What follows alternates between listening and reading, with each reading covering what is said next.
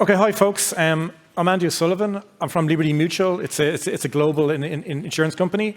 I'm based in Ireland. We're headquartered in Boston in the US, and we're in a load of different operations. Before I move on, I just want to mention kind of my opening slide here.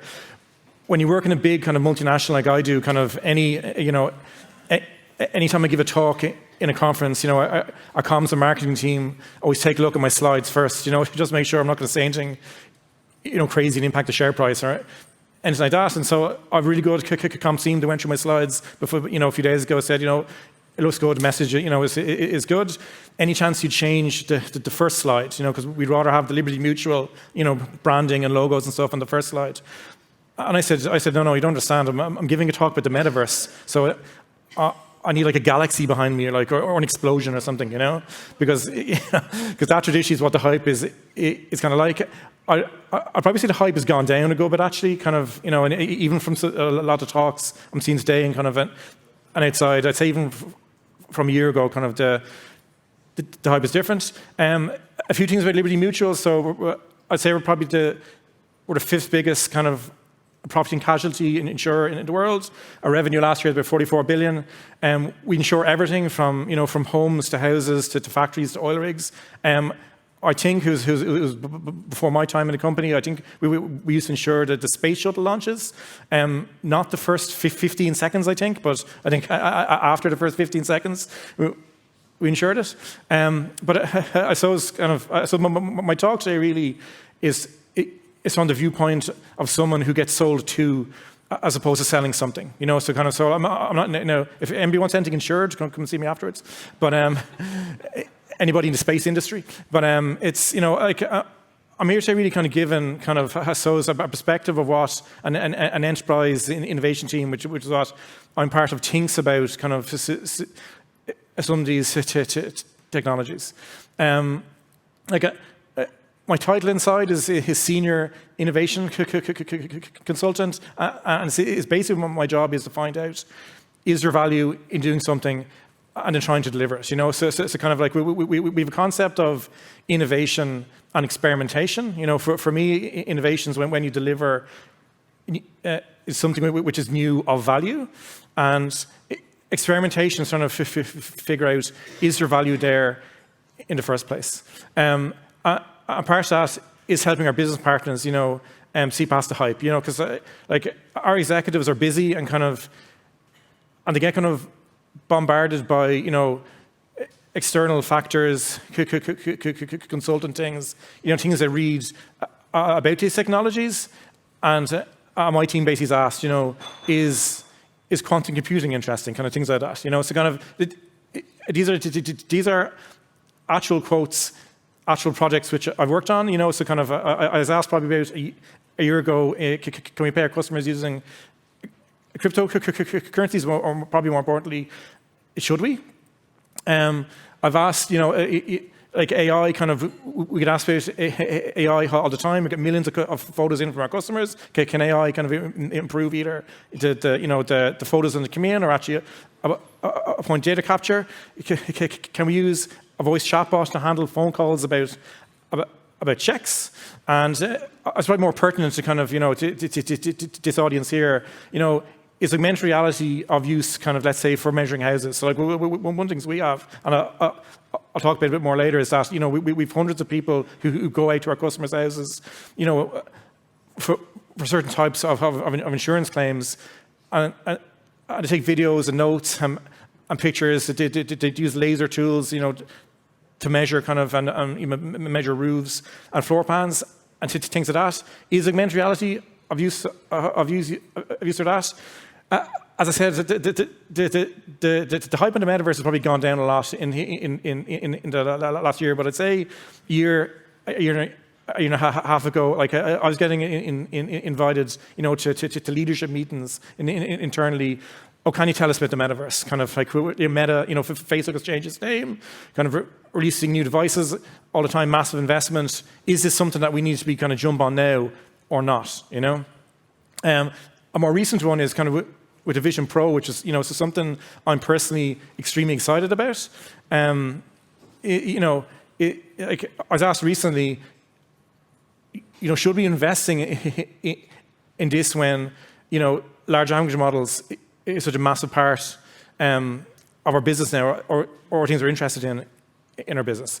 And it all comes down to value, so it's kind of what is going to make a significant difference to our business. Now, I've underlined business there. I probably should have underlined kind of significant instead, because when an innovation team kind of starts out, they generally want to do something, splashy at the beginning. That's when virtuality usually comes in, I kind of then as years go on and they prove themselves and they start getting more investment, their team grows, we have more engineers, more data scientists, we've kind of in-house design team now in our innovation team. We need to make more value, for our company, and those sort of kind of splashy, we're using blockchain to do this, but it actually isn't making any money, kind of, it just aren't good enough when you're a massive enterprise. So this again is a natural quote from a senior business leader. I'd say about 2 or 3 months ago, I was basically proposing a new solution to our legal department to do something there, and kind of after my jazz hands and kind of spiel, kind of this is what it does, one of the execs are asked, is this going to make 5 million or 10 million? Because I'm not interested, if it costs us $500,000 to build, an enterprise solution, the engineers and designers, if it's only going to make us $500,000, and these are the sort of things which, when vendors or startups can approach us and say things like, we've got a VR solution, it's unbelievable for training, your staff will empathize much more, than traditional means.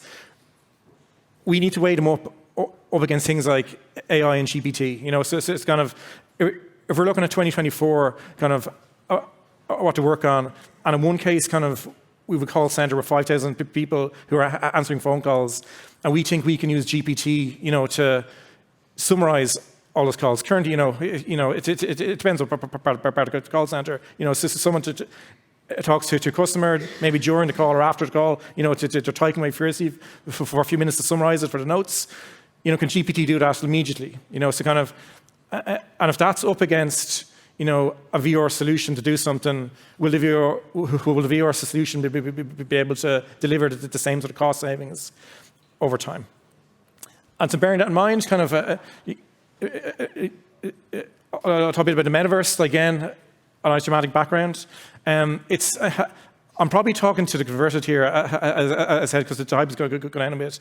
It doesn't really exist yet, really, kind of like a nice quote I heard from a guy called James Watson, which was, some of you may not know, actually, he said this at a conference in Dublin about 2 years ago. The Metaverse is basically a set of unconnected planets, and it might be absolutely fantastic planets, so kind of if you have something over here, it's really interesting, it's really fun. You have something over here, it's really engaging. And you have something over here, but it isn't kind of, I suppose, the Ready Player One kind of dream we probably had a year ago, or kind of, I put on a device, you put on a device, we're meeting in the same place, we're working, we're collaborating, we're kind of it's spending time together. It's more disjointed than that. Some people think that kind of, the Fortnite and Roblox and Minecraft and things like that are the Metaverse.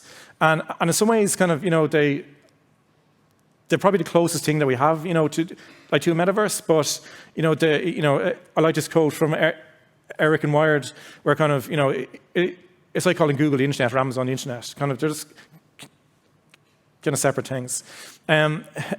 Again, one thing which I need to mention, and I suppose, again, I'm probably preaching diverted here, but just cases, any folks in the crowd, the Metaverse doesn't need, I will never need kind of crypto tech, as part of it.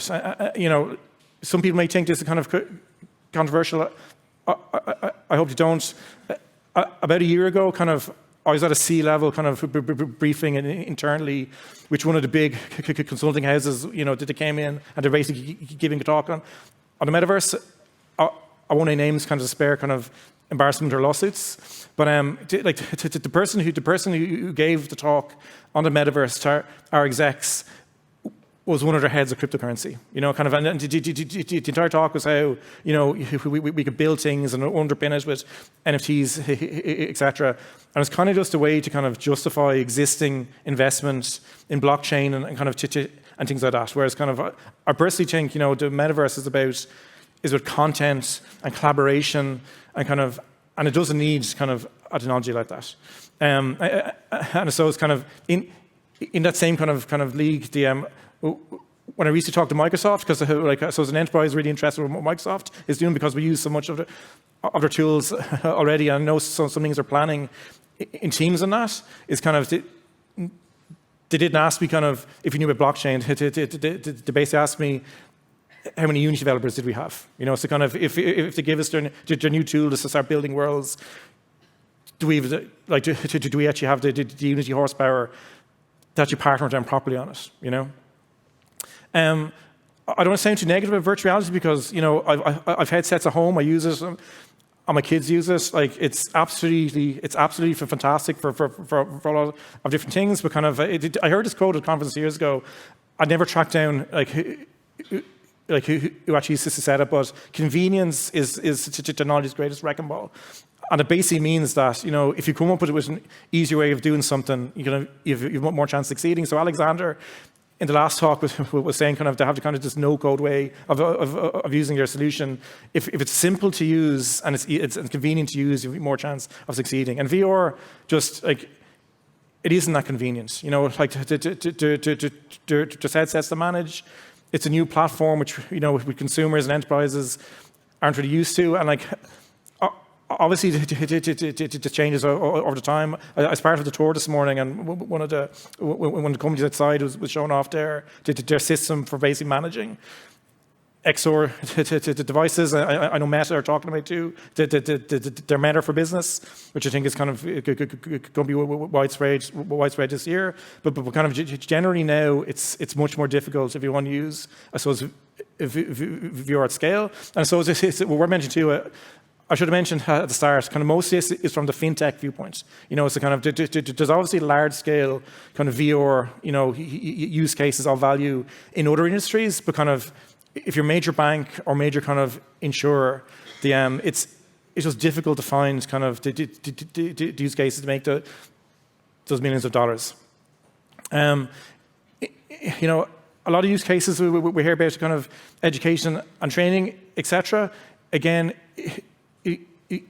it's just difficult, kind of unless there's a real correlation between if you improve our training, etc. It's going to make a big difference here. Obviously, this is a broad brush. I'm sure there's people here at the conference, tell me I'm talking rubbish on this one, but kind of again, it's always in competition with the other technologies which are there. I would say that kind of I really love the VR collaboration. It's really, we ran trials internally, kind of we have teams in the States and UK and Ireland who've been using it kind of for, daily meetings and things like that. And it's just, for me personally, it's a million times better than kind of, the standard Zoom or Teams, the square windows, kind of, especially with things like the hand tracking, you can really kind of gesture and kind of, and it's, and I suppose we ran trials and kind of, what people like about it and don't like, what's the length of time, kind of someone sitting at their desk, it's comfortable to wear it. I think maybe reached about an hour, kind of, as people could back to the office, it might go down in usefulness a small bit, but it's I really like VR collaboration. And of course, things change all the time in tech. If something becomes more kind of widespread, even in enterprise fashion, so kind of if some of the Microsoft stuff or the Meta stuff kind of really kind of takes hold, and it's really easy to use, and the devices are easy to manage, etc., you will see enterprises kind of embrace it more. Augmented reality, AR, is something I'm really passionate about as well, and I think for an enterprise, it can be really valuable. It's kind of, so if you were here for the last talk with Alexander, just some fantastic use cases to make real differences to your business if you find the right use case. And as part of that it's available on one of these, an iPhone or a decent Android phone. And kind of, if it's available on this, then it's available for our consumers. And we really like use cases which our consumers can use. It's like I view it as being more kind of, it's a bit more desirable with communities. With consumers, they're more likely to have devices. They're more likely to like using it, which then leads to improved viability. It's more likely to make money from it. I personally think it's easier to develop than VR, and it's easier to test and market, and it's easier to integrate with other systems, mainly because kind of the tools and systems used are on kind of are similar platforms and environments that we use already. So kind of if you want to build something really good in VR, odds on an enterprise may not have that Unity kind of horsepower, etc. Kind of now, obviously, kind of just like many companies are aware of this, which is why there's so much kind of no code stuff now. But kind of in terms of if you want to build something, with your existing engineers and the designers and that, AR is just kind of it's easier to get up off the ground. Really like LiDAR. I know some folks say we're talking about LiDAR again. Alexander in the last talk was talking about it, kind of. So it is something we're experimenting with. This is kind of this is like we're seeing here is kind of is a point cloud scan using just a LiDAR as a sensor on an iPad Pro. We kind of it's a custom app we built. It's really out of the box stuff, from the latest Apple SDKs. And I know it kind of looks like a fuzzy picture of two cars, but if you had a look at this on my Mac, you could zoom in. You could walk around the other side of the car. You can bend down. You can have a look at the wheels, kind of things like that. And kind of I suppose it's this is a simulated car crash. With two of my cars to see. Kind of. If we gave our customers an app, if they were in a car accident and they're okay enough to take photos and scan, etc. If we gave them the ability to just really quickly walk around the site and scan it, could that extra information just be more valuable to us as an insurer to understand what actually has happened here? So kind of this again is a scan actually of my sitting room. Last Christmas, he says you can see kind of my Christmas tree and stuff there. And again, kind of it looks a bit fuzzy there, but kind of on my Mac, you can zoom in, you can walk around, and kind of it's better than a video because it's actually a four-dimensional mathematical model of the space. The X, Y, and Z coordinates, and then the color value is there as well.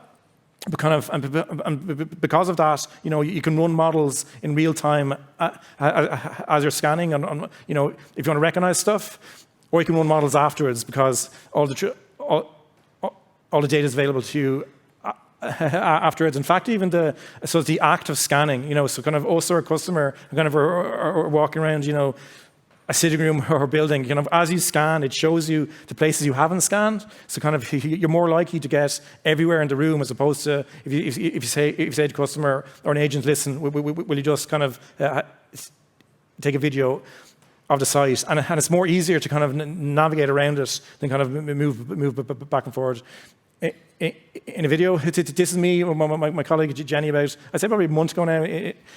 In Texas, so kind of we're going out, we call it ride-alongs. So it's going out with our field adjusters who go to customers' houses, when they've made an insurance claim. So kind of one thing is we're doing it there was testing out again some pretty much out of the box Apple stuff on kind of on room measurement and kind of on building kind of 3D models to see kind of if this LiDAR tech is can save us time as opposed to our current methods, with your laser pointers and things like that. And again, it's just like it wasn't a difficult app to build. It was more or less kind of out of the box, and it's really easy to test in market. We just flew over to Texas with the iPad Pros and could test easy enough. And kind of, and I suppose in my team, especially like we said at the start, we're always interested in finding out as early as possible, is this a value or not? So kind of we don't want to spend 12 months, figuring out the Another slide that my comms team kind of may not be too happy about. Kind of a few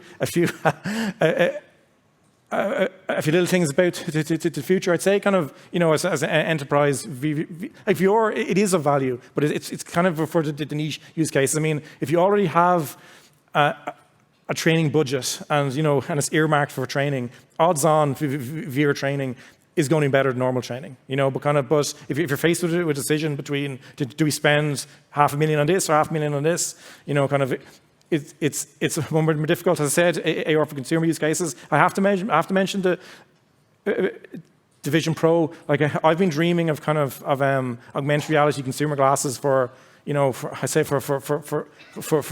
years. It's most likely in that space.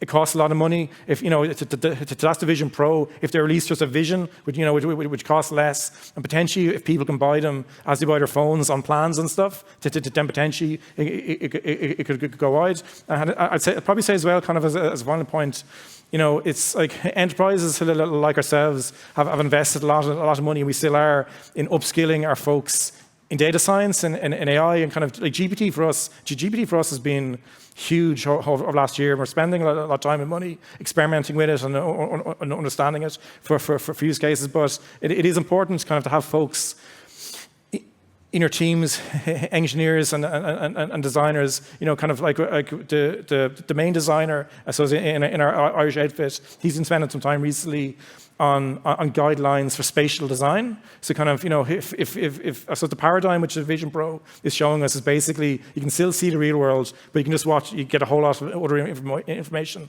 around you. So kind of like we're interested in kind of what is the paradigms there. If all of a sudden there's a decent size amount of our consumers who are buying the Vision Pros, or the next gen of it, or Samsung or Google kind of release a competitor, and that's to sell loads. Kind of, I suppose, if our folks, our designers and engineers, understand like the, kind of what is good gesture control, kind of what's good voice control, kind of what's tiring for the user, etc., it's only going to help you kind of in the future, Andy, sorry to interrupt. We have just one more minute, perhaps just for one question, very quickly. Who wants the question? Hands. Anybody? Yes. It's not a question. Thank you for the presentation, but just two small remarks. One nice example of the first digital twin was the Apollo 13. Yeah, so it's something maybe you can use in future talks. You ensuring the space agency, but thinking about digital twins, Apollo 13 was one of the first ones ways ago using that. A second thing, what we see a lot in Europe now is insurance companies are asking companies to have a digital model, sometimes of big projects, to be able to walk through, to identify certain risks or certain shortcomings in the design before they will insure even certain projects. Yeah? So we see a bit different dynamic. It was interesting talks, but we see here in Europe certain traces are going quite fast in that domain already from insurance companies. Yeah?